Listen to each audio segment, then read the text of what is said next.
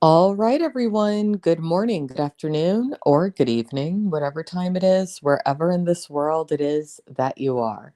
Welcome once more to another live stream of Alexandra Mayers Live, page by page reading and commentary of the modern English version of the Bible. So today we're going to go back into the second book of Samuel, chapter 2, which revolves around David being made the king of Judah, Ishbosheth being made the king of Israel, and that's about all that this chapter covers. On a side note, I hope all of you are having a wonderful start to your week.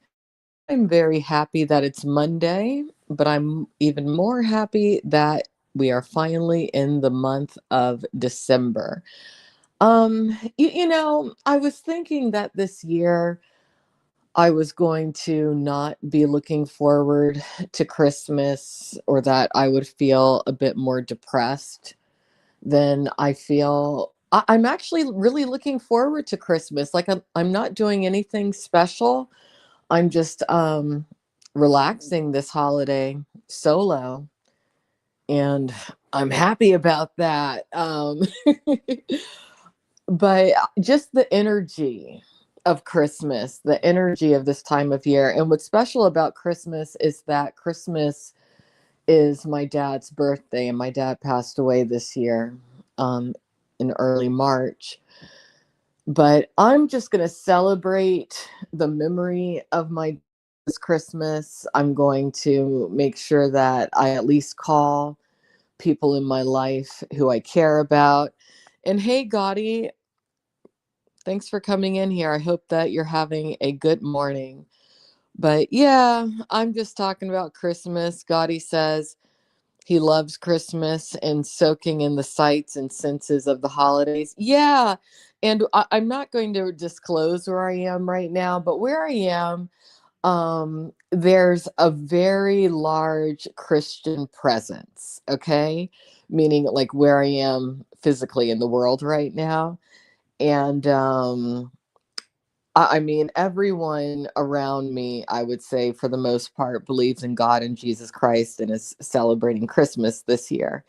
So even though I'm solo this holiday, I'm not really solo because there's so many like festivities and stuff for me to get out and about to in the area of the world where I am. And everyone's got their, I mean, where I am, people have things completely Christmasified as far as decorations are concerned. I can't believe it, and I didn't even know that this area was like this. So it's going to be a little bit of a different sort of a holiday for me, but it's going to be a good holiday.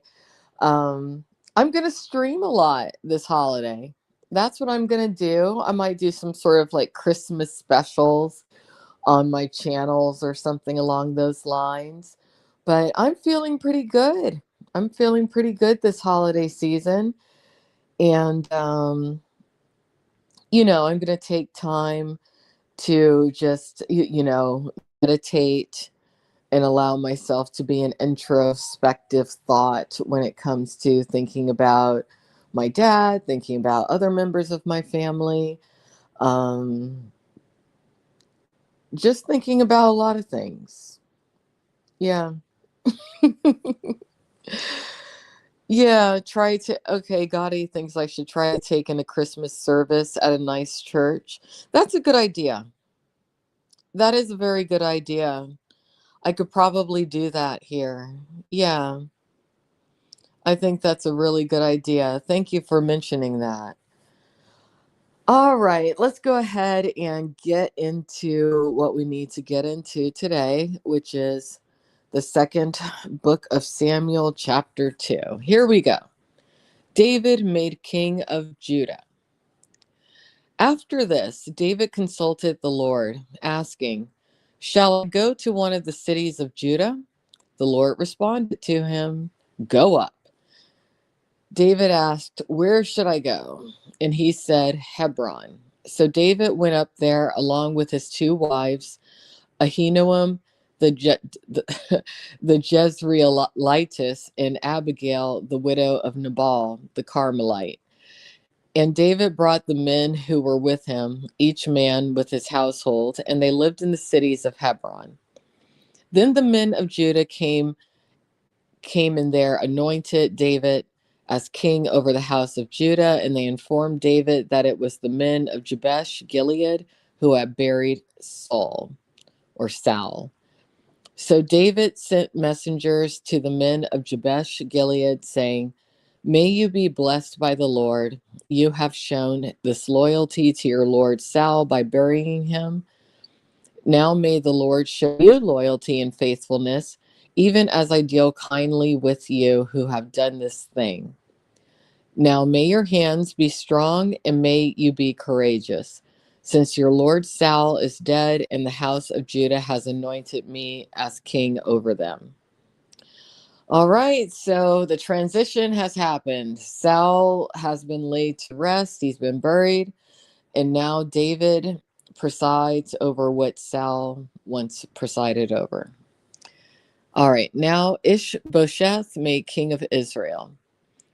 However, Abner, the son of Ner, commander of the army of Saul, had taken Ishbosheth, the son of Saul, and brought him over to Mahanaim. He installed him as king over Gilead, the Asherites, Jezreel, Ephraim, and Benjamin, over Israel in its entirety. Interesting. Okay. Son of Saul, um, and it wasn't the son that seemed to be the favorite of Saul. That was Jonathan, but he was killed, unfortunately. So now we have Abner entering the four-way. Okay. Ishbosheth, the son of Saul. Oh, I'm sorry, not Abner, but Ishbosheth is the son of Saul. That's who's entering the stage. Sorry about that. Ishbosheth, the son of Saul, was 40 years old when he began to reign over Israel, and he ruled for 2 years. However, the house of Judah followed David. The length of time during which David was king in Hebron over the house of Judah was 7 years and 6 months. Abner, the son of Ner, with the servants of Ishbosheth, the son of Saul, went out from Mahanaim toward Gibeon. And Joab, the son of Zeruiah, I'm getting through these names today. Zeruiah, with the servants of David, went out in order to meet together at the pool of Gibeon. They sat down, one group on one side of the pool, and the other group on the other side of the pool opposite them. Abner suggested to Joab, "Let the young men come forward and compete before us."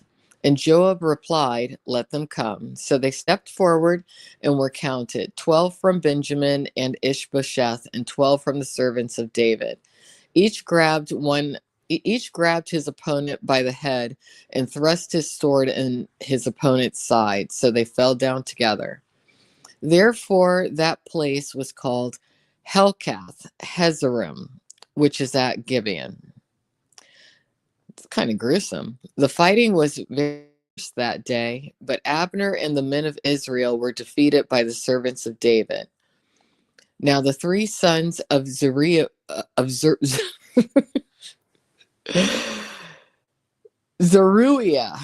were there: Joab, Abishi, and Ashael. And Ashael was fast as a wild gazelle. So Ashael pursued Abner, and as he went, he did not turn to the right hand or to the left from following Abner. Abner looked behind him and said, "Is that you, Ashael?" He answered, "It is I." Abner said to him, "Turn aside to your right or left, overtake one of the young men, and take his equipment for yourself." But Ashael was not willing to desist. Abner continued still to reason with Ashael. Abandon your pursuit. Why should I strike you down? How then could I show my face to your brother Joab? but he refused to desist. So Abner struck him in the abdomen with the butt of his spear, so that the spear came out of his back. Oof. But he fell there and died on the he fell there and died on the spot. When all of the others came to the place where fell and died, they halted. But Joab and Abishai pursued Abner. As the sun was setting, they came to the hill of Ammah, which is next to Giah, on the way to the wilderness of Gibeon. The Benjamites gathered to the rear of Abner into a single formation, and they took their stand atop one of the hills. Abner called to Joab, "Must the sword consume forever? Do you not understand that a bitter taste will result in the end? How long will you refuse to command the people to withdraw from chasing their brothers?" Joab responded, "As God lives, I assure you that if you had not said this, the people would have each pursued his brother throughout the night." So Joab blew a trumpet, and all the people stood still. They pursued Israel no longer, nor did they continue to fight anymore. All right, well, that's good. So Abner and his men traveled through the Arabah all that day, crossed the Jordan, and marched all morning until they returned to Mahanaim. Joab refrained from pursuing Abner, but instead mustered all the people. There were 19 men beside Asahel missing from among servants of David, but the servants of David routed Benjamin and the men of Abner. 360 of their men died. They carried Asahel back and interred him in his father's tomb, which was at Bethlehem. Then Joab and his men traveled throughout the night and reached Hebron at dawn. All right. So that was basically just an account of what was going on when it comes to these people's conquest and battles and whatnot.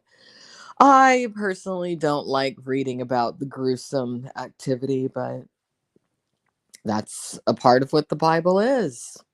You know, it's interesting to me that a lot of people think that Christianity is all about peace and love. Quite a bit about war. But anyway, I got to get going. I got to get some food. Everyone have a great day. Have a great start to your December. And I'll be around on my other projects. I'll talk to you soon. And have a great day, Gotti. Thanks for coming in here. Bye-bye.